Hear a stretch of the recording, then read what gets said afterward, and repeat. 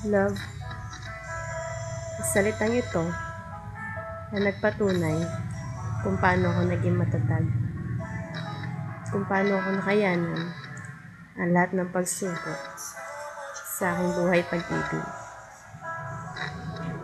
Naranasan kong masaktan, lumuha, mabigo, at umasa.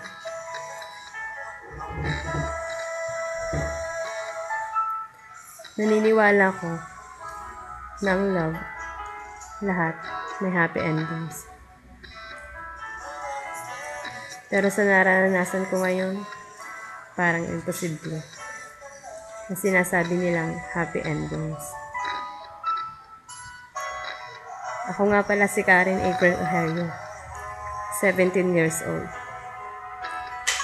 Dito nagsisimula ang aking kwento.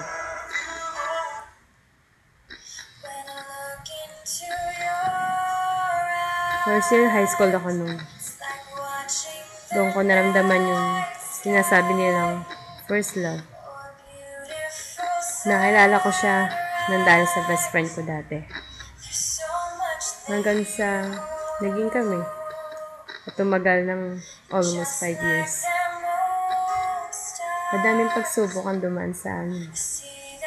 At syempre, hindi mawawala dun yung awayan, tampuhan, silasan, at minsan, umabot pa nga na nawalan kami ng tiwala sa isa't isa. Dahil nga sa tagal na ng aming relasyon, hindi nawala dun yung nagsawa.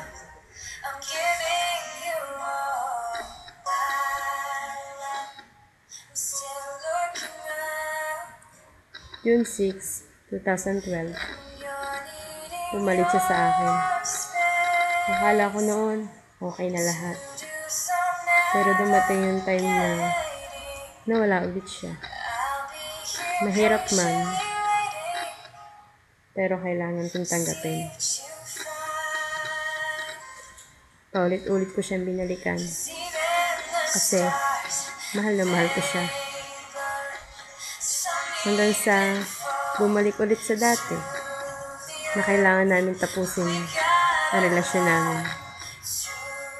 Oo.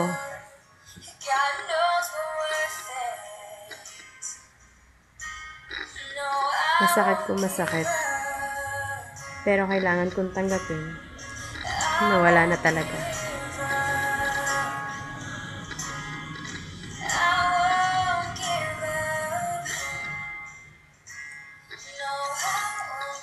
At ngayon, kontento na ako sa nag-iisang ako. Kahit wala akong love life, masaya na ako sa ganitong buhay. Nakasama ang mga tunay kong kaibigan na nagbibigay saya sa buhay kong binabalot ng kalungkutan. Ngayon, gusto ko lang sabihin sa lahat ng nakikinig nito, I won't give up.